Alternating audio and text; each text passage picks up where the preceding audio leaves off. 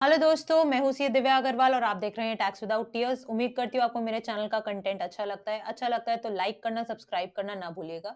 साथ ही आप स्क्रीन पे देख सकते हो मेरे बाकी सभी सोशल मीडिया हैंडल के क्यूआर कोड हैं, आप इनको स्कैन करके मुझे वहां फॉलो कर सकते हैं ताकि आपको रेगुलर अपडेट्स मिलते रहे। दोस्तों, आज 21 दिसंबर 2024 को आया GST 55th GST council meeting. काफी सारे अपडेट्स आए हैं, काफी सारे चेंजेस आए हैं। लेकिन एक जो चेंज था एविएशन इंडस्ट्री को जो एक्सपेक्टेड था एटीएफ के रिस्पेक्ट में, उनके फ्यूल के रिस्पेक्ट में, वो भी नहीं हुआ। साथ ही जो इंश्योरेंस सेगमेंट में एक्सपेक्टेड था मेजर अपडेट, वो भी नहीं हो पाया डिस्कस।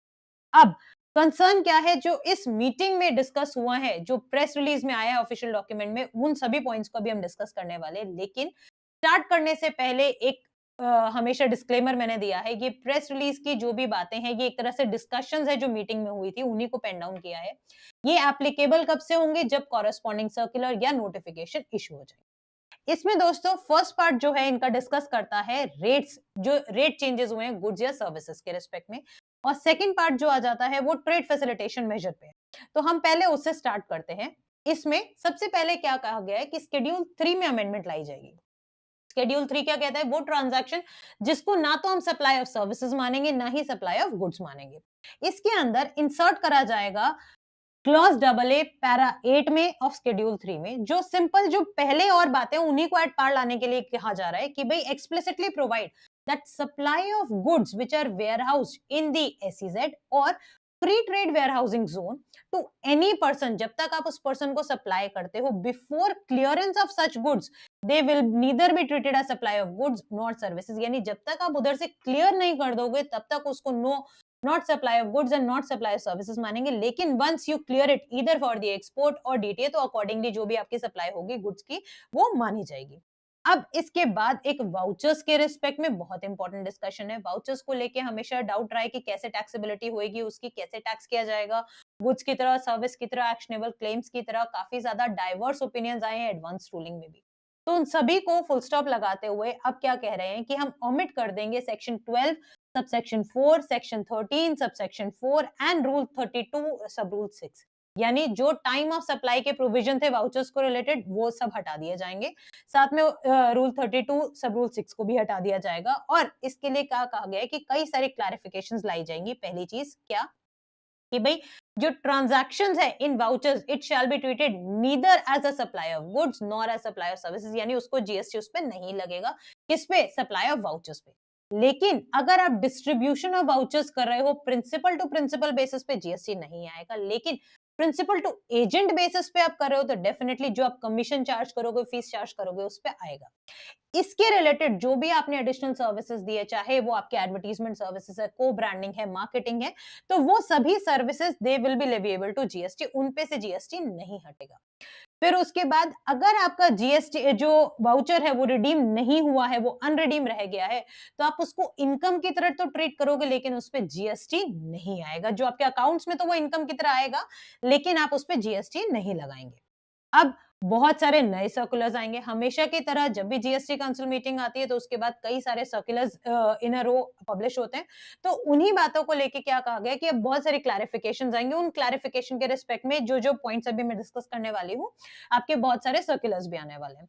फर्स्ट किस रिस्पेक्ट में आएगा? जो भी ईसीओज हैं, यानी इलेक्ट्रॉनिक कॉमर्स ऑपरेटर जो सप्लाई कर रहे थे एज पर सेक्शन 9 सबसेक्शन 5, जैसे जोमेटो, स्विगी एक्सेट्रा, उन सभी के जो कंसर्न थे कि भाई क्या हमें आईटी से रिवर्स करना पड़ेगा अगर हम 9 सबसेक्शन 5 की तरह के अंदर फॉलो कर रहे हैं, तो फॉल कर रहे हैं, तो आईटीसी को आपको रिवर्स करने की जरूरत नहीं है। इसके लिए क्लैरिफिकेशन यानी सर्कुलर इशू हो जाएगा। सेकेंडली, जो आईटीसी अवेल करने की एक मेजर कंडीशन आती है कि गुड्स आपके रिसीव हो जाने चाहिए, सर्विसेज आपके रिसीव हो जाने चाहिए, उसके रिस्पेक्ट में एक और नई क्लैरिफिकेशन आएगी। क्या क्लैरिफिकेशन आएगी कि जब आपके एक्स वर्क्स कॉन्ट्रैक्ट होते हैं, यानी सप्लायर अपने गेट पे ही डिलीवरी दे देता है रेसिपिएंट को, यानी रेसिपिएंट वहां से लेके जाता है या ट्रांसपोर्टर को दे देता है कि भाई ट्रांसपोर्टर अब आगे फर्दर लेके जाएगा, तो ओनरशिप एक तरह से पास हो गई है आपकी। ठीक है, नाउ गुड्स जो है, the property in goods transfer to the recipient at that point itself, जो सप्लायर का गेट है, तो वहीं से ही गुड्स को रिसीव मान लिया जाएगा और अकॉर्डिंगली रिसिपिएंट जो है वो आईटीसी क्लेम कर पाए। अब एक और बहुत important point, late fees waiver के बारे में, 99C की लेट फीस वेवर, उसके रिस्पेक्ट में पहले भी नोटिफिकेशन आ चुके हैं, अब एक और सर्कुलर आ जाएगा जो बात करेगा कि क्या लेट फीस लगेगी for GSTR 9 that is the annual return and GSTR 9C that is the reconciliation statement.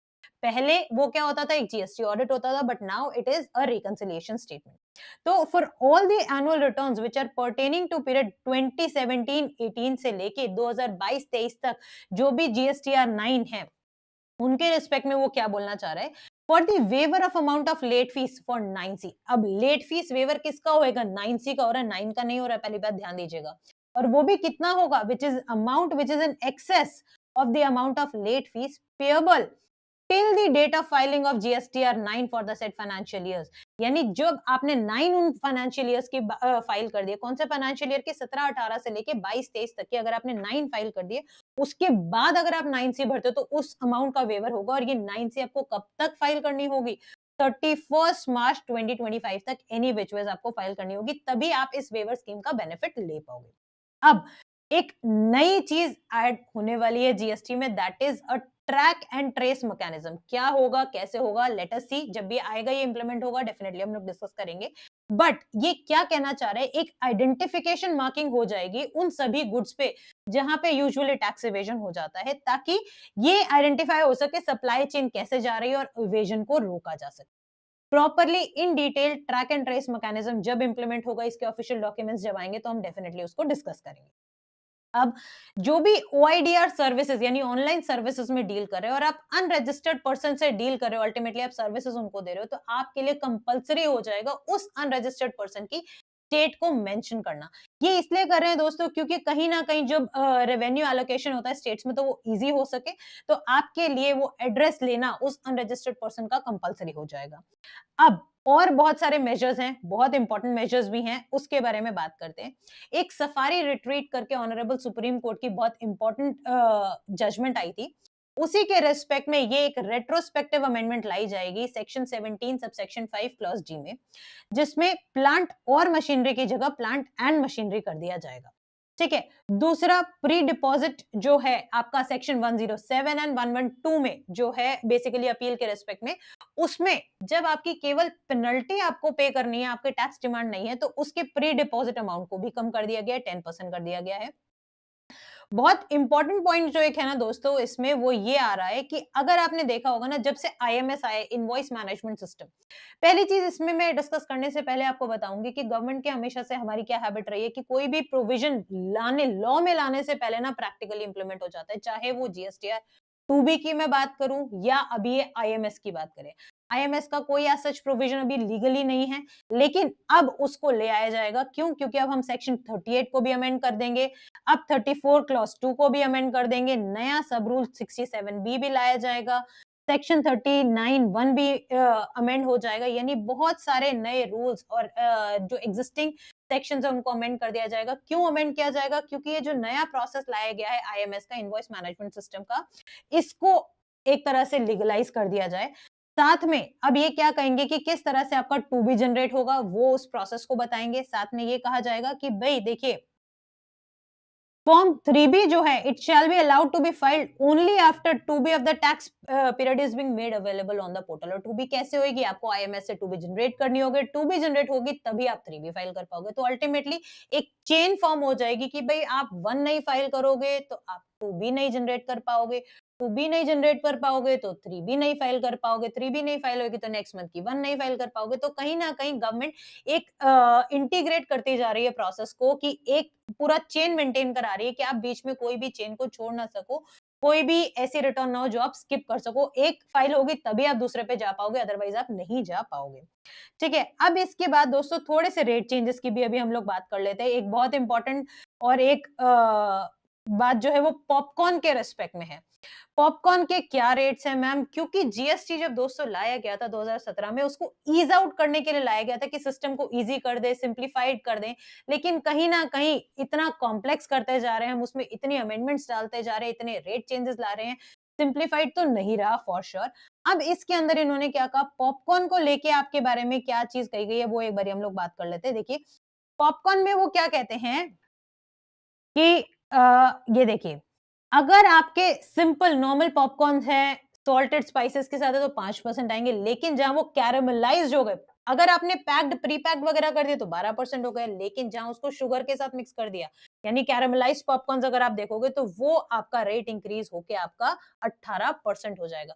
और निर्मला जी ने क्या कहा था, अगर आपने सुना हो वीडियो कॉन्फ्रेंसिंग में, तो उन्होंने कहा कि ये सिर्फ़ हम क्लैरिफ़ाई करने के लिए बता रहे हैं क्योंकि इसमें नेचर ही बदल गया पॉपकॉर्न का। शुगर वाली आइटम आ गई है, अब ये सॉल्टेड स्पाइसेस वाली वैसी आइटम नहीं रही है, तो इसीलिए हम इसको 18% में लेके जा रहे हैं और वही बात इन्होंने यहाँ पे भी ये लिखी है कि कोई नया इम्पोज़ नहीं किया हमने टैक्स, हमने सिर्फ क्लैरिफ़ाई किया है रेट को, ताकि जो एक कन्फ्यूजन हो रही थी, एक एम्बिग्यूइटी एक्सिस्ट कर रही थी मार्केट में, वो फिनिश हो जाए।